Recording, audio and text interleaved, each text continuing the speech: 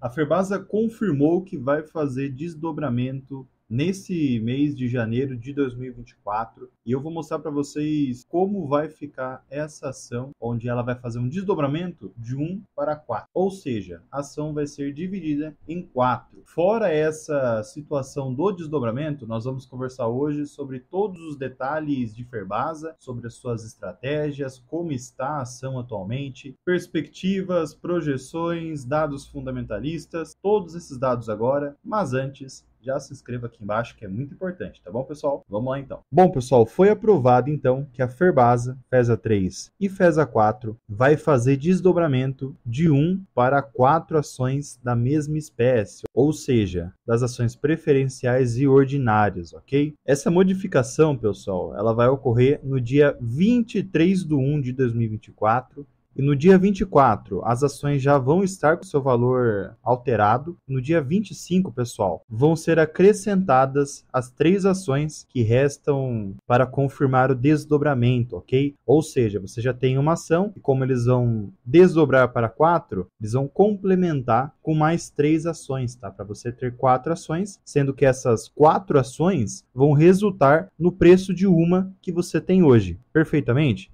Então não vai mudar nada, tá? Não vai ter nenhuma alteração, nenhuma volatilidade, tá? E até explicando de forma mais detalhada para vocês, eu trouxe um exemplo do preço atual, tá? Logicamente que esse preço pode ter uma volatilidade até chegar à data do desdobramento, mas se baseando pelo preço atual, uma ação está custando R$ 44,11 e essa ação, pessoal, ela vai passar para 4 ações. Ou seja, o valor de R$ 44,11 vai passar para R$ 11,02. Perfeito, pessoal. É simples e tranquilo. Se você abrir na data após esse desdobramento, provavelmente vai estar apenas uma ação, conforme eu relatei para vocês. No dia 25, eles vão acrescentar essas outras 3 ações para agregar nessa que você já tem e o valor final ficar 44. Perfeitamente? Quanto aos dividendos, o que muda? Também não muda nada. A diferença é que, levando em consideração, por exemplo, os dividendos pagos em 2023, que foi de aproximadamente R$ 2,74, seriam pagos, por exemplo, a 69 centavos para cada ação que você tivesse, ok? O que isso quer dizer? Esses R$ 2,74 foi dividido em 4 também. Perfeito, só um exemplo para vocês terem uma noção de como será pago os dividendos também para os próximos meses e anos. E trazendo até mais detalhes para vocês quanto à Ferbasa, pessoal. Para quem não sabe, Ferbasa é uma empresa que hoje tem 60 anos já de história. E a maior parte dela, pessoal, fica para a Fundação José Carvalho, ok? Esse é um ponto bem legal. E que está dando um problema judiciário que no final desse vídeo eu vou mostrar para vocês. Ponto bem complicado. Mas, continuando aqui sobre a empresa. Para quem não sabe, ela é uma empresa verticalizada, tá? Ou seja, todo o processo operacional dela é apenas da Ferbasa, não tem nenhum terceiro que fica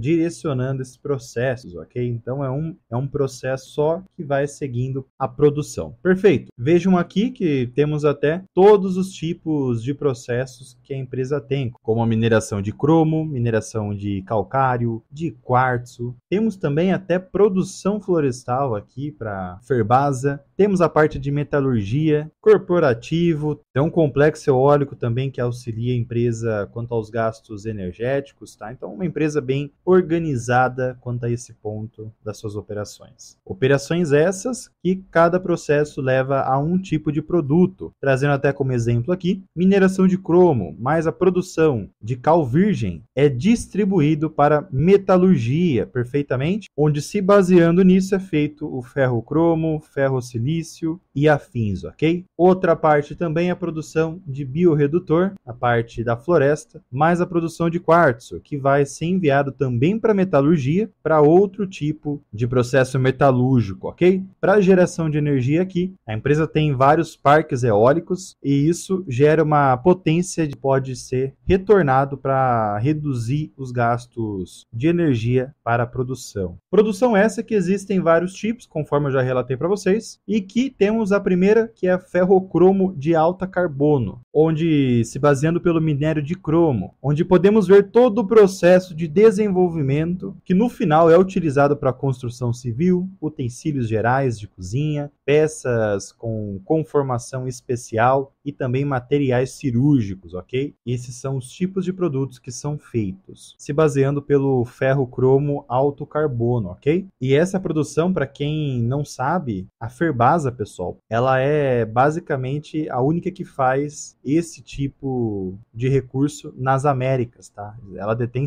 95% aqui nas Américas e no geral ela pega só 0,3%, já que a África do Sul é basicamente a pioneira nessa produção, tá? Ela pega 72%, é muita coisa. E até trazendo mais detalhes sobre esse mercado de cromo, pessoal, vejam que a África do Sul é uma das pioneiras, igual eu relatei, ela fica bem acima das outras, só que tem um outro país que fica acima de todos os outros, que é a China. A China depende bastante desse mercado, tá? E está em grande escala nesses últimos anos, tá? E agora sobre a outra produção de Ferbasa, pessoal, tem o ferro silício 75%, ele é destinado mais para indústrias siderúrgicas e também para núcleos de transformadores que vão para veículos, ok, pessoal? Quanto a esse mercado, a Ferbasa já tem vários outros concorrentes aqui na América, como Estados Unidos e também a Islândia, ok? E no Brasil ela pega 1/3 da produção, tá bom, pessoal? Sendo 1% sobre 3%.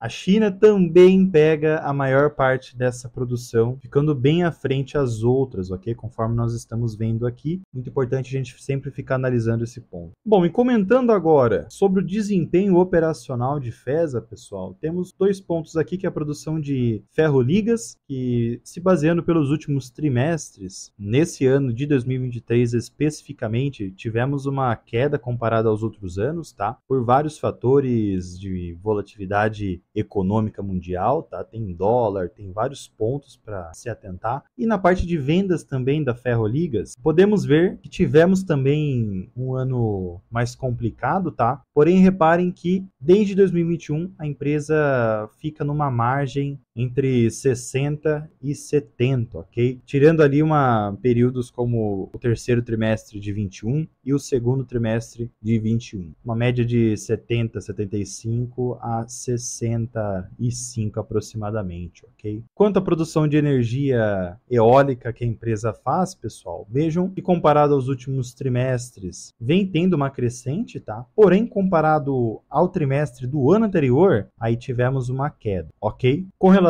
aos seus custos de produção, podemos ver que tivemos uma crescente comparado ao ano de 2022, tá? E um ponto muito importante para a gente se atentar aqui é que a produção ela não se alterou, teve até uma redução. Ou seja, os custos aumentaram e as produções ficaram na mesma situação aproximadamente, ok? Claro que temos que verificar o quarto trimestre de 2023 ainda para fazer uma comparação bem certeira quanto aos anos, tá? Temos até alguns motivos que a empresa trouxe aqui, que é por conta do aumento do custo do produto vendido, tá, nas ferroligas. Existe ainda também o impacto da inflação mundial que persistia em 2023, tá? Em 2024 já vamos caminhar de forma mais tranquila, pelo menos aqui no Brasil, tá? Precisamos ainda aguardar para ver se realmente vai seguir nesse formato. É sempre importante ficar preparado para todos esses cenários. Outro ponto é a alta nos custos do minério de cromo. Temos também elevação nos custos com redutor e também o minério de cromo e afins. Sobre a sua reserva financeira e endividamento, pessoal, a empresa ela tem uma reserva bem interessante, tá? Não é uma empresa que precisa fazer tantos investimentos, até por conta da sua verticalização, tá? Não há necessidade de ter um capex muito elevado, mas é sempre bom reinvestir. Mas vejam que a reserva financeira é bem superior comparado ao endividamento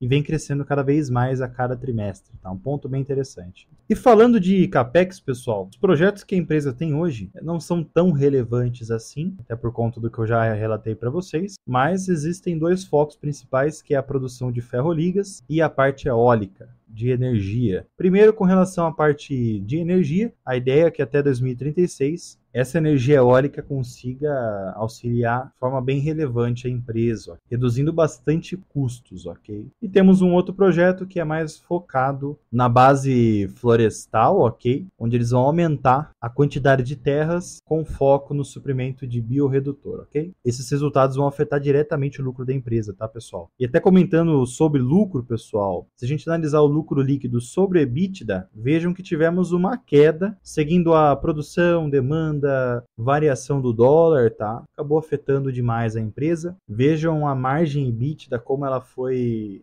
se reduzindo junto ao seu lucro e EBITDA, tá? Eles trouxeram até alguns dos destaques, que é com relação à redução do preço médio ponderado em dólar das ferroligas. Temos também a desvalorização do dólar, tá unindo esses dois. Volume de vendas foi afetado, custo do produto vendido, todos aqueles pontos que nós conversamos já. Essas empresas desse setor acabou sendo afetadas de forma bem relevante. Vide a Gerdau, vide a CSN e afins. Mas até trazendo o histórico desses lucros, pessoal, vejam que desde 2014 a empresa vem crescendo aos pouquinhos, levando em consideração por trimestre. Tivemos esse boom após a pandemia, tá? Foi um período atípico. Agora vem tendo essa queda, a ideia é que pelo menos fique mais estagnado os resultados, com uma melhora da economia e uma menor volatilidade no dólar. Se a gente até analisar os lucros, aí nesse caso a empresa foi mais comprometida olhando o lado por trimestre. Vejam como a empresa está em queda nesses últimos trimestres, voltando à sua média de 2014 até 2020, tá, pessoal? Esse recorte de tempo aqui que eu estou relatando para vocês aqui. Beleza, pessoal? E vejam que se a gente analisar esses lucros de forma anualizada, também fica nítido essa queda, tá? Vejam que a sua receita anualizada fica mais claro também para visualizar. E vejam que seguindo essa queda, vem seguindo também a sua margem líquida, que hoje está em 18%, mas vejam que em 2021 e em 2022 a empresa teve ali ótimas margens e agora vem caindo demais. E aproveitando esse assunto de lucros, vamos conversar sobre os lucros da empresa, os dividendos. Nos últimos anos, a empresa pagou bons dividendos, pessoal, sendo que em 2022 chegou a pagar 10% aproximadamente. Ano passado, em 2023, a empresa pagou 6,19% aproximadamente. Em 2021, a empresa acabou não pagando bons dividendos, tá? Mas a média nos últimos 5 anos está em 6,66%, ok, pessoal? E vejam que a empresa costuma pagar bons dividendos, tá? Ela gosta de distribuir, até porque ela tem um caixa bem elevado. Essa é uma estratégia de pagamentos elevados que a empresa tem, pessoal, que não está no estatuto, tá? A empresa tem como foco mínimo 25%, mas reparem no seu payout, que a empresa acaba pagando sempre valores acima desses 25%, desconsiderando 2021 aqui, ok? Vejam que fica sempre entre 40 até 60, 50, fica nessa margem, tá? Se a gente pegar o histórico desde 2014. E agora trazendo mais detalhes sobre os fundamentos da empresa, pessoal. O seu PL hoje está bem próximo à sua média histórica, tá? Seu PVP hoje vem tendo uma queda, ficando bem próximo à sua média desde 2014. O EV sobre EBITDA hoje também está abaixo da sua média, sendo que desde 2020 a empresa continua abaixo dessa média, tá? Ela está retornando à média. Seu ROIC, esse já é um ponto para a gente ficar atento, ela está abaixo da sua média histórica de 13% e teve uma queda bem considerável, tá, pessoal? A última vez que chegamos a patamares como 10% ou abaixo desses 13% foi em 2019 com 6,25%, ok? O VPA da empresa segue crescendo de forma bem interessante. LPA teve uma queda bem considerável, tá, o lucro por ação. E o ROI, pessoal, conforme o ROIC, teve também uma queda ficando abaixo da sua média ou bem próximo. Sobre a dívida líquida, conforme eu relatei para vocês, a empresa não tem muitos investimentos, não fica alavancada, então, nesse caso, não há alavancagem na empresa. Seu KGR dos lucros nos últimos 5 anos está com uma média próxima a 18%, ok? E reparem que vem tendo uma queda bem considerável, sendo que em 2023 ficou em 16,7%, ok? Basicamente retornando à média. E agora trazendo para vocês os preços do valor intrínseco e preço teto, pessoal. Bom, o valor intrínseco hoje está em 67,03, tá? Tá bem superior ao preço base. Vou mostrar para vocês depois esse espaço no gráfico, tá? Até para vocês terem uma noção, porque após o desdobramento, esse valor também vai se desdobrar, ok? E quanto ao seu preço teto, basicamente está quase próximo ao seu preço. Eu levei em consideração só o ano de 2023, tá? Eu não considerei o ano de 2021 e nem 2022, até porque foram pagamentos muito acima da média. Peguei 2023, que foi um pagamento que está na média nos seus últimos anos, que é 6% conforme nós vimos, ok? Até trazendo para vocês o preço no gráfico, essa é a situação no valor intrínseco, tá? Tá bem superior comparado aos preços atuais hoje, tá? Vejam que desde a hora que eu fiz o vídeo até esse momento, já caiu até mais do que 44,11. E eu trouxe outras projeções aqui. 52 é uma próxima projeção caso a empresa volte a subir. E 45,67 é o valor caso a empresa fique mais estagnada, tá? Basicamente, ela está no seu preço teto hoje. No geral, vejam que a empresa, desde 2017, ela vem crescendo, ponto muito positivo, tá? Uma tendência muito interessante. Precisamos ficar apenas atentos, pessoal, quanto a essa possibilidade de queda que está acontecendo, tá? Vejam que pode estar pintando uma inversão de tendência. Porém, temos alguns preços que podem segurar essa tendência de baixa que pode surgir, que fica correlacionado a 43,36, 39,68 e 33,65, que é uma zona mais abaixo, tá? Esse preço de 43,36 é muito importante, tá, pessoal? Ultrapassando ele, concretizando o mês de janeiro abaixo desse preço, provavelmente ele vem buscar 39,68, tá? Muito importante se atentar a isso, ok? Essa volatilidade a gente consegue verificar aqui na comparação com o índice Bovespa. Vejam que até por conta daquele período de 21 e 22, a empresa acabou trabalhando bem acima do Ibovespa, chegando a rentabilidades próximas de 150% a 200%, tá? A empresa se beneficiou muito nesse período. E lembra que eu comentei com vocês lá no início, quanto àquela situação que uma porcentagem da empresa era de uma fundação? Bom, o herdeiro remanescente do criador da Ferbasa, ele argumentou que o pai, ele esvaziou ilegalmente a sua herança por meio da transferência de ações da empresa à fundação, fora também outras manobras financeiras, como gastos pessoais desproporcionais, que chegaram até 50 milhões por ano, hein, pessoal? Então essa é uma situação que é chata, que vai percorrer por anos para ser decidido o que vai acontecer, tá? E vejam que a Ferbasa acaba ficando sob risco de busca e apreensão judicial, onde os valores podem chegar aproximadamente entre 1 bilhão e 4 bilhões, tá, pessoal? Muito importante a gente ficar atento a esse tópico, caso você invista em Ferbasa, tá? Pois afeta a empresa, querendo ou não. Meus amigos, e vocês? O que vocês acham de Ferbasa? O que vocês acham desse desdobramento? Vai ser benéfico? O que vocês acham da situação atual desse setor? Será que tem perspectivas positivas para 2024? Bom, na minha opinião, sobre o desdobramento, eu acho legal, acho bacana. Abre margens para novos investidores comprar a empresa, tá? Investir na empresa. Sobre 2024, temos que aguardar para ver como vai ser a economia. A economia talvez possa ajudar a empresa, tá? E outro ponto que precisamos acompanhar é quanto ao dólar e também a produção, produtividade e a eficiência da empresa, ok? No geral, a empresa hoje, ela está numa zona muito importante de tendência de baixa, tá? Os lucros precisam voltar a subir para melhorar esse preço da ação, tá bom? Então vamos ter que aguardar o quarto trimestre de 2023, tá? O resultado dele e agora a produção desse ano. E fora isso, pessoal, existem outras oportunidades que você pode analisar também. Quando eu digo oportunidades, eu digo ações, onde comparando com o FESA 4, acaba saindo melhor. Mas aí eu vou deixar para vocês escolherem qual é o melhor ativo. Bom, pessoal, não se esqueçam também de se inscreverem no canal, deixar o like, tá? As duas coisas são importantes. Eu vou ficando por aqui. Fiquem com Deus, um grande abraço a todos. E fui, pessoal.